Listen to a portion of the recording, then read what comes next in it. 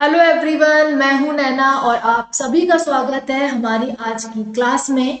जितने भी लर्नर्स हमारे जो अभी भयंकर तो जोरों से तैयारी में लगे हुए हैं, ये जो सेशंस डियर हैं ये आप ही लोगों के लिए हैं। और ये इस तरीके से मैंने डिजाइन किए हैं कि आप लोग बस इनको एक एक बार देखोगे तो आप लोगों के पूरे कॉन्सेप्ट जो है डियर वो क्लियर हो जाएंगे और आने वाली परीक्षाओं में ये क्वेश्चंस और ये कॉन्सेप्ट्स आपकी बेहद हेल्प करेंगे। ठीक है, तो जितने भी लर्नर्स जिनको कुछ ऐसे टॉपिक्स हैं लाइक नरेशंस हुआ, क्वेश्चन टैग हुआ, जेरेंट्स हुआ, इनमें प्रॉब्लम आती है तो हम लोग ये सारे टॉपिक्स पेपर से पहले कवर कर लेंगे और इस लहजे से कवर करेंगे डियर कि आपको मतलब एक वीडियो लेक्चर देखने में ही आपके लिए ये पूरी तैयारी आपकी हो जाएगी इस टॉपिक की। ठीक है, तो जितने भी बच्चे आज पहली बार चैनल को देख रहे हैं, चैनल पे पहली बार अप्रोच किए हैं, तो आप सबसे पहले डियर चैनल को सब्सक्राइब कर लीजिए क्योंकि यहाँ पे आपको सारी चीजें मिलने वाली हैं।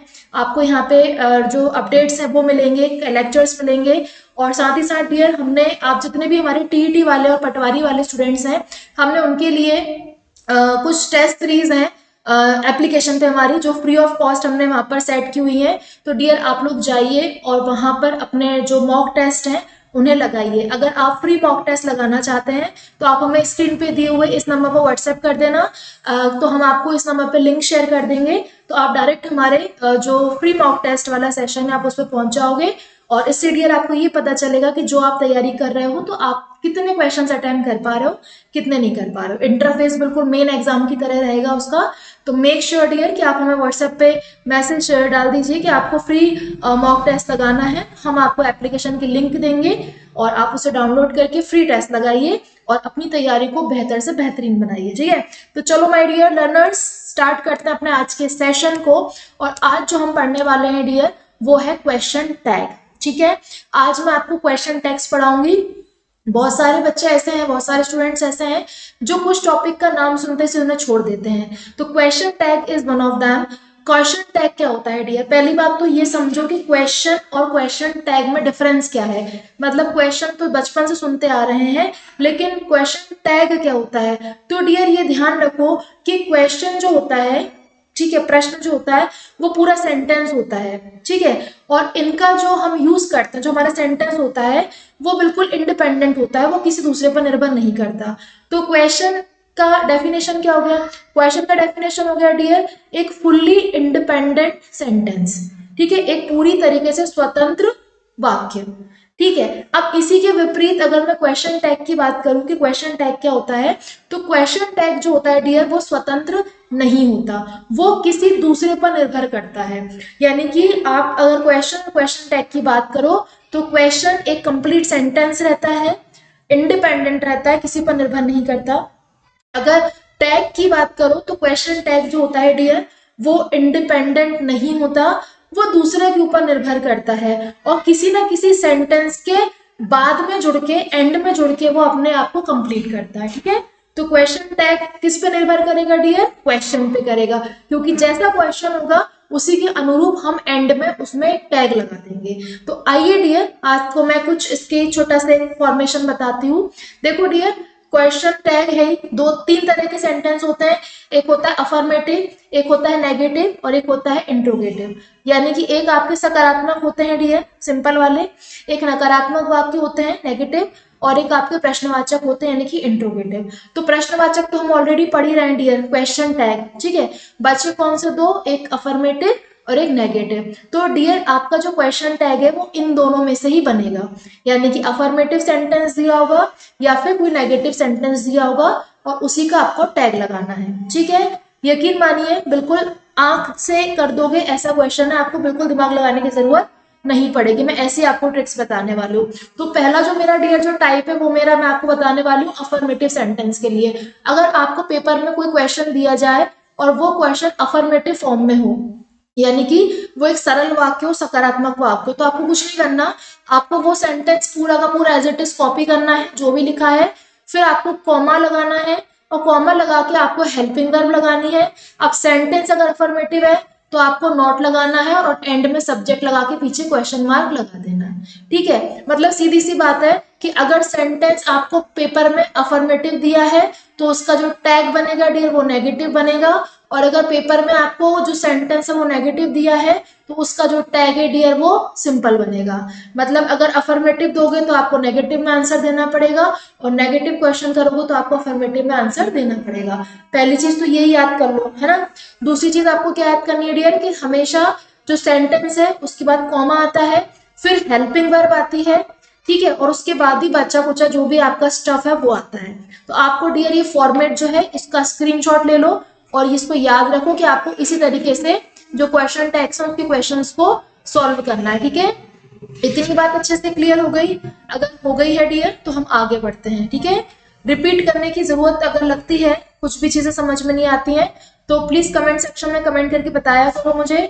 और कैसा लग रहा है सेशन, मजा आ रहा है पढ़ने में या चीजें काम की हैं या नहीं है, तो प्लीज आप मुझे बताया करो जिससे मैं चीजों को और ज्यादा ऐड कर पाऊँ और मैं एप्लीकेशन के साथ साथ फिर चैनल पे भी उतना ज्यादा समय आप लोग के लिए दे पाऊँ, है ना। तो आप लोग मुझे प्लीज बता के जाया करो आपको जैसा भी लेक्चर लगता है, ठीक है। चलो, तो इतनी बात हमको समझ में आ गई कि मैम अगर सेंटेंस हमको अफर्मेटिव देंगे तो हमारा क्वेश्चन टैग हम नेगेटिव बना के आएंगे और सेंटेंस हमको नेगेटिव देंगे तो हमारा जो टैग बनेगा वो पॉजिटिव बनेगा, ठीक है। अगर डियर सेंटेंस नॉर्मल है तो टैगिंग में नॉट आएगा, वही जो मैं अभी इतनी देर से सुना रही हूँ वो मैंने लिखित में भी दे दिया है। और अगर पहले से नॉट है तो टैगिंग में नॉट नहीं आएगा, ठीक है। मतलब वही है डियर कि अफर्मेटिव है तो नॉट में आंसर दो, नेगेटिव है तो सिंपल आंसर दो। अब देखो किस तरीके से प्रश्न आएगा पेपर में, तो ये आपको दिए क्वेश्चन दे देगा कि ही इज ड्राइविंग कार और डैश डैश डैश। आपके पास 4 ऑप्शंस रहेंगे और वो बोलेगा कि आपको उसके लिए क्वेश्चन टैग या एड टैग भी बोल सकता है, इसको एड टैग करके भी वो पूछ सकता है डियर, या फिर क्वेश्चन टैग करके भी पूछ सकता है।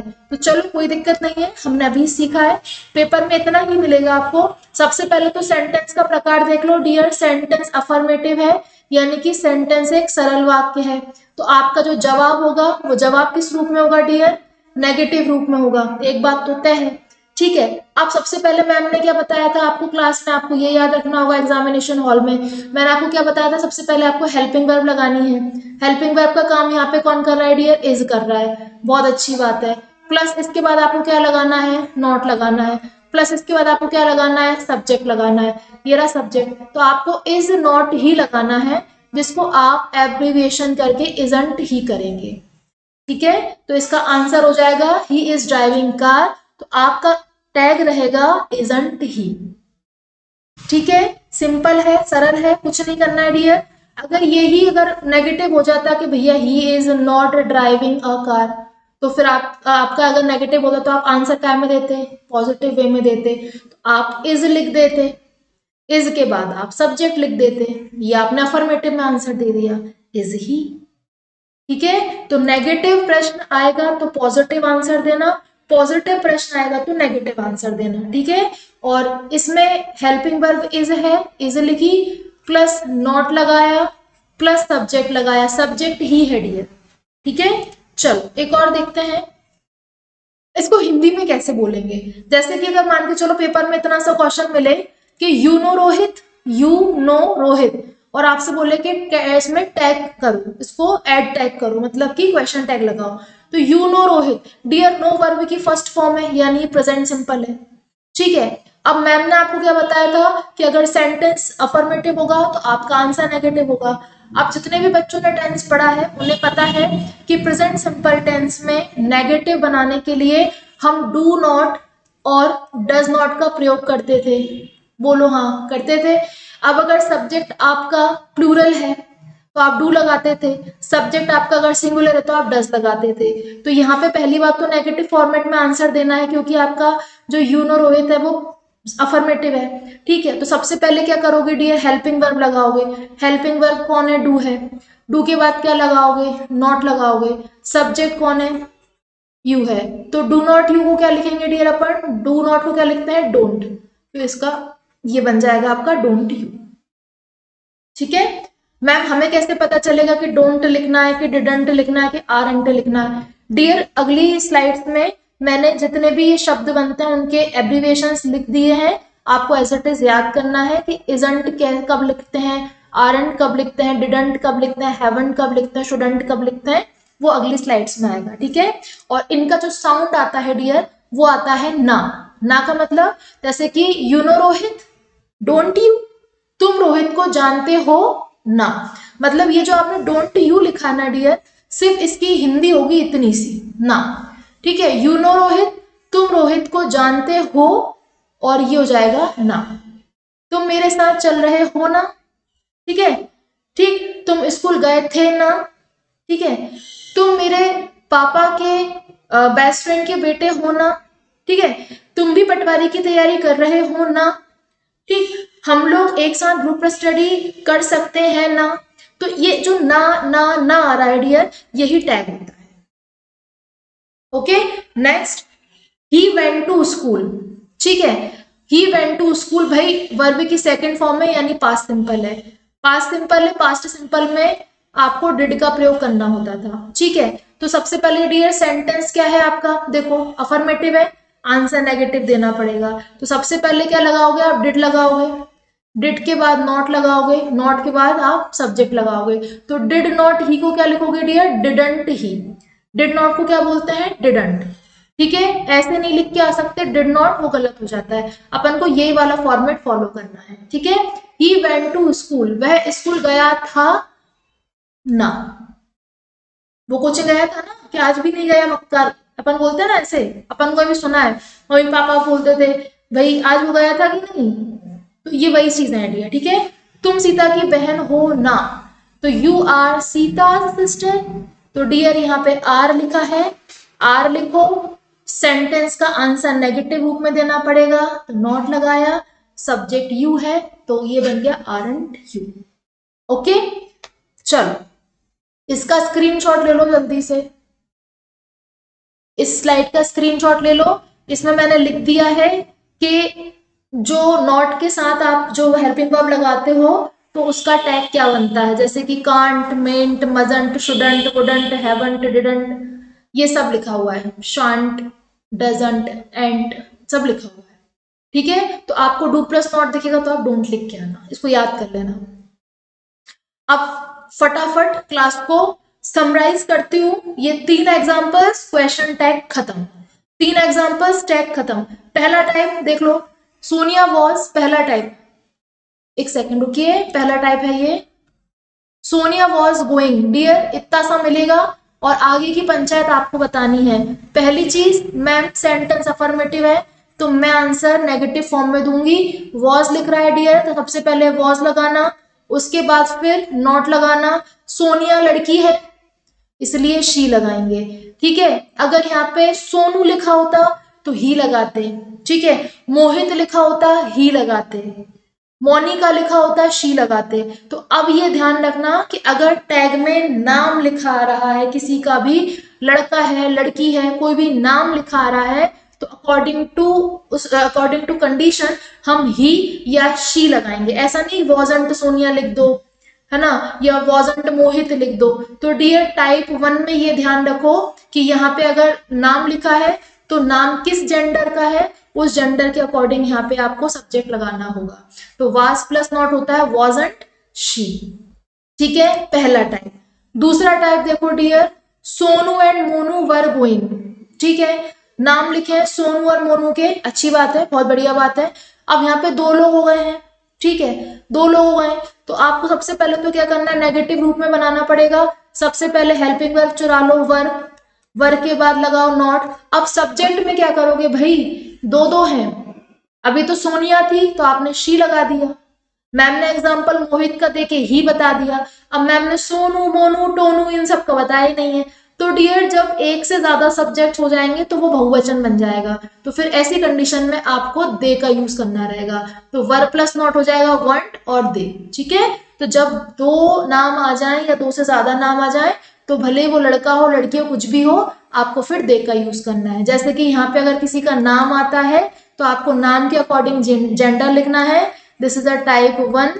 और अगर यहाँ पे डियर 2 या 2 से ज्यादा नाम आ रहे हैं, लड़कों के आ रहे हैं, लड़कियों के आ रहे हैं, मिक्स होके आ रहे हैं, तो भी आपको दे का यूज करना है। This is a type 2। और टाइप 3 में डियर अगर कोई निर्जीव वस्तु आ रही है तो आपको उसके लिए हमेशा इट का प्रयोग करना है। जैसे कि मोबाइल इज गुड, ये जो है डियर ये आपका टाइप 3 है, ठीक है। टाइप 3 है जिसमें किसी भी नॉन लिविंग थिंग का नाम आ जाएगा। Table is good, pen is good, bottle is good, mobile is good, laptop is good, fan is good. तो डियर जब भी कोई नॉन लिविंग थिंग आएगी तो अपन को उसको इट से रिप्रेजेंट करना पड़ेगा, ये ध्यान रखना। बाकी सब तामझाम सेम रहेगा, बस सब्जेक्ट के प्लेस पे इट आ जाएगा। तो उम्मीद करती हूँ डियर कि आपको मेरी ये छोटी सी कोशिश पसंद आई होगी और आपको आज क्वेश्चन टैग का जो कॉन्सेप्ट है वो समझ में आ गया होगा। और पेपर में क्वेश्चन इन्हीं पे बेस आएंगे। जितने भी बच्चों ने जो भी प्रैक्टिस सेट लगा रहे हैं, जो भी कर रहे हैं, आप क्वेश्चन टैग के क्वेश्चन आज उठा के देखना और आप यकीन मानो आप उन्हें बेहतर से बेहतरीन लगा पाओगे। ठीक है, बस ये छोटी छोटी चीजें ध्यान रखना। कोई भी डाउट हो तो प्लीज पूछ लो, व्हाट्सएप करके भी पूछ सकते हो। साईं बाबा एजुटेक का जो हमने आपको नंबर दिया है, आप व्हाट्सएप करके पूछ सकते हो, कमेंट में जाके पूछ सकते हो। लेकिन डियर आप रिस्पॉन्ड किया करो जिससे हमें लगे कि नहीं आप तक चीजें हमारी बेहतर तरीके से पहुंच रही हैं। ठीक है, तो चलिए डियर मिलेंगे अपनी अगली क्लास में एक बहुत ही इंटरेस्टिंग टॉपिक के साथ में, जो आने वाले एग्जाम की दृष्टि से आपके लिए बहुत महत्वपूर्ण होने वाला है। ठीक है, चलिए guys, thank you guys, thanks for watching.